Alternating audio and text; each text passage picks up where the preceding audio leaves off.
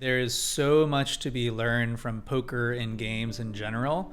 So I've tried to transmute poker into my mission of understanding the games that we're naturally participating in. And I think that game theory and the systems thinking that's so necessary to success has so many wider applications. You think about decision making, you think about human performance, being the person who can show up and perform every day. Think about understanding yourself, understanding your own psychology.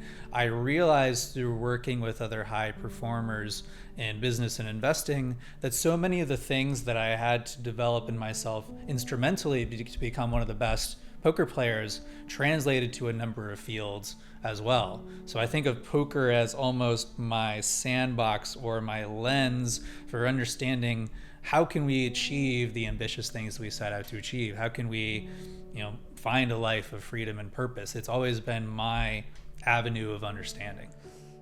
What are some of those skills that you think are sort of cross-applicable from poker to other areas of life? I guess I'm kind of thinking the ones that someone watching this or listening to this would be able to would be applicable to them. Because I imagine knowing how to count cards is not one of them, but I'm sure there's a whole world of others. Sure. I'll share one that's probably my favorite lesson from poker. So we have this concept called expected value. And, as any gamer knows, you start to abbreviate things in a lot of terms. So we're just always EV. So like plus EV, minus EV. So like something has expected value, something doesn't have expected value. So small bit about math, right? You can't get advantage from the math, but you have to know it.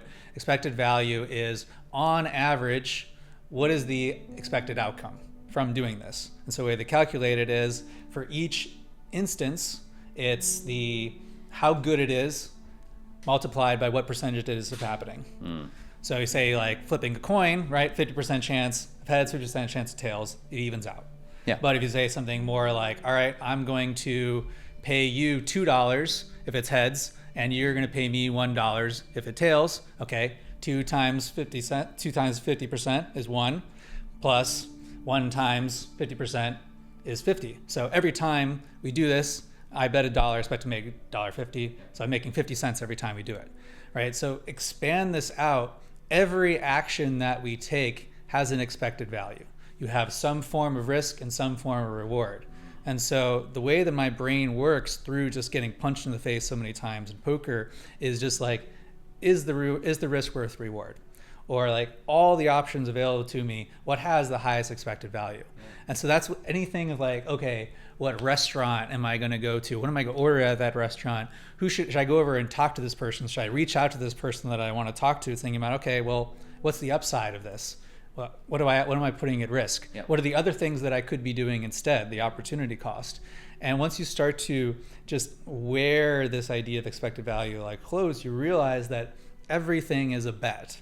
You talk to people about poker, be like, oh, well, I don't gamble. It's like, okay, well, everything you do is a bet. Every action that you take, you're saying like this step forward gets me somewhere. And so you're decomposing all your actions into like, is this a good bet? And that's the way I've sort of seen my life is just, I'm taking all of these tiny calculated risks that I expect will get me one step closer to where I want to be. Hey friends, thank you so much for watching. If you enjoyed this clip, then click here for the full unedited episode. And if you like that, then do please consider subscribing to the channel. It means a lot. Thank you so much and have a great day. Bye-bye.